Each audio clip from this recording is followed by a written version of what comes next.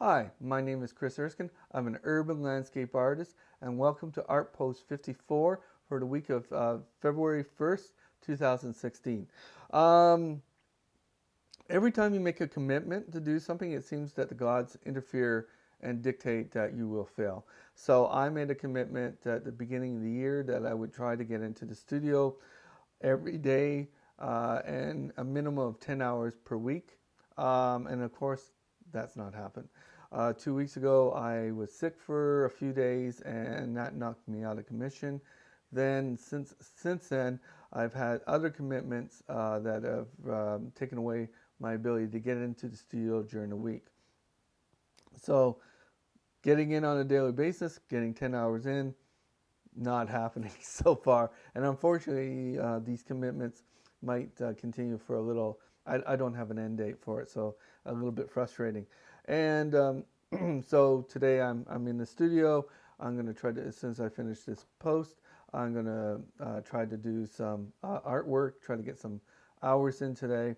Um, now, I'm very committed to doing the social media stuff, and as you've seen, I'm doing photographs of Hamilton, various landscape photographs, and everyone seems to be responding very well. I'm getting a lot of views, a lot of retweets, and a lot of likes, and I very much appreciate it. And you might ask, well, you're not getting in the studio. How can you afford to still do the social media side? And I'm a person that I believe very strongly that it's not one or the other. You cannot not do the social media stuff. To me, it's almost like saying, all this time you spend in going to get the setting up for gallery shows or art fairs is taken away from your art. How can you afford that? Well, if you take that sort of attitude, then essentially you'll be in the studio paying for yourself. No one else will actually see your art, and that'll be it. I believe you have to make the same kind of commitment to your art as you make to the social media. And the reason I believe that is because I just view my own reaction to artists that I like and that I follow. I have a whole host of artists that I find inspiring, interesting. Some of them I'm interested in what techniques they're using or what concepts they're developing. Some I'm actually would think of buying their work if I find a particular piece that connects. So I like going to the blog sites, their Instagram, Facebook, or Twitter, and following what there are. There's a fellow in New Jersey, I believe he's in New Jersey right now. And I can't remember his name, unfortunately.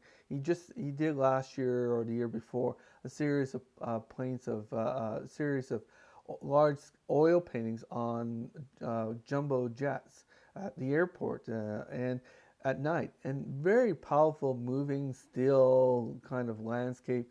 I was very fascinated by his work, and I found it very rewarding following his progress. And he would post on Tumblr. That's his main social platform.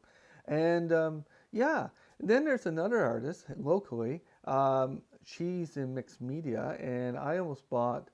She had a show last year or the year before, and I was all on the verge of buying it. I didn't end up buying it for a variety of reasons, but I'm still interested in her work.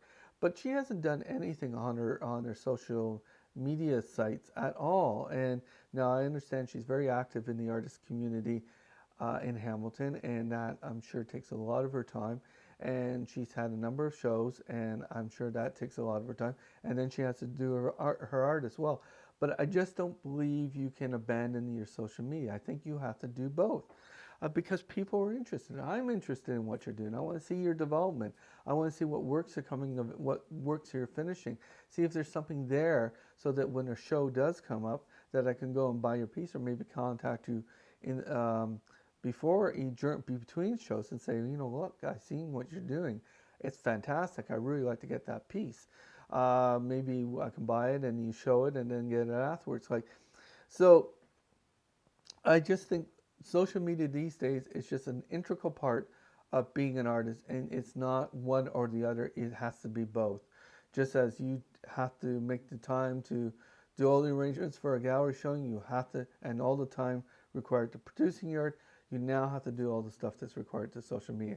Hence, I try to always have something new on my personal blog, on my Twitter, and on my first Facebook page, and my Tumblr, so that if you take the time and effort to drop by, you will see something new and hopefully interesting and rewarding for the time and effort of visiting.